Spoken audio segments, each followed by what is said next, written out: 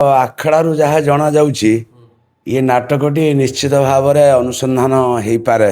ବିଗତ ବର୍ଷ ସଫା ଯେଉଁ ଆମର ଢେଙ୍କାନାଳ ଜିଲ୍ଲାରେ ପରିବେଷଣ କରିଥିଲା ସେ ନାଟକ ଦେଖି ମୁଁ ବହୁତ ଅନୁପ୍ରାଣିତ ହେଇଥିଲି। ଆମେ ରାଜନଗର ବ୍ଲକ କେନ୍ଦ୍ରାପଡ଼ା ଡିଷ୍ଟ୍ରିକ୍ଟ ଘଡ଼ିଆମଳ ଗାଁରୁ ଆସିଥିଲୁ। କଣ ଦେଖିଲେ ଆଜି ସାର୍? ବହୁତ ବଢ଼ିଆ ଲାଗିଲା ଆଜି ନାଚଟା। ଇନ୍ଦ୍ରଭୁବନ ହଁ ଆଜି ଯେଉଁ ବହିଟି ବି କରୁଥିଲା ତୋ ସ୍ୱାମୀ ମୋର କ'ଣ ହେବ, ସେ ନାଟକଟା ବହୁତ ଉଚ୍ଚକୋଟୀର ଦେଖାଯାଉଥିଲା। ଆମେ ଅନୁଭବ କଲୁ ଯେ କି ବହୁତ ବଢ଼ିଆ ହେଉଛି। ଆଜ୍ଞା ଆଜ୍ଞା ମାନେ ଫାଇନାଲ ଭାରି ଭଲ ଲାଗିଛି। ହଁ ଆମେ ତ ବୁକିଂ କରି ଗଲୁ। ଆମର ନେକ୍ସଟ 27 ଫେବୃଆରୀ 26, 27, 28 ତିନି ରାତି ଆମର ସିଦ୍ଧେଶ୍ୱର ବାବାଙ୍କ ପ୍ରାଙ୍ଗଣରେ ହେବ ଘଡ଼ିଆମଳ।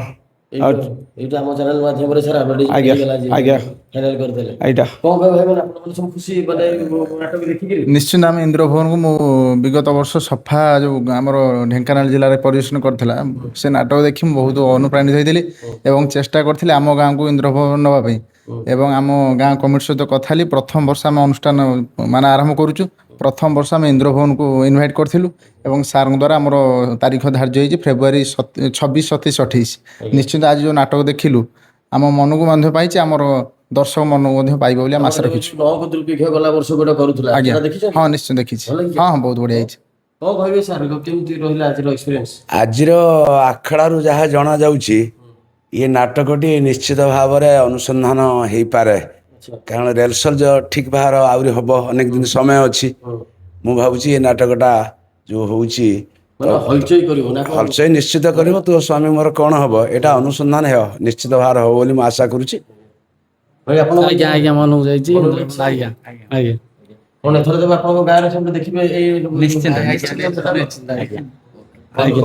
ଫେବୃଆରୀ 26, 27, 28 କେନ୍ଦ୍ରାପଡ଼ା ଜିଲ୍ଲା ରାଜନଗର ବ୍ଲକ ଘଡ଼ିଆମଳ ପଞ୍ଚାୟତ ଏବଂ ଘଡ଼ିଆମଳ ଗାଁରେ ମା ଚମ୍ପାନାଗିଣୀ ଯାତ୍ରା କମିଟି ସିଦ୍ଧେଶ୍ୱର ପଡ଼ିଆରେ ଏ ଯାତ୍ରାଟି ଅନୁଷ୍ଠିତ ହେବ। ଭାଇ ଥରେ କହିଥିଲେ, ଆପଣ ଥରେ ଦିଦି ଥର ଆଡଭର୍ଟାଇଜମେଣ୍ଟ ହେଲା ଆପଣଙ୍କ।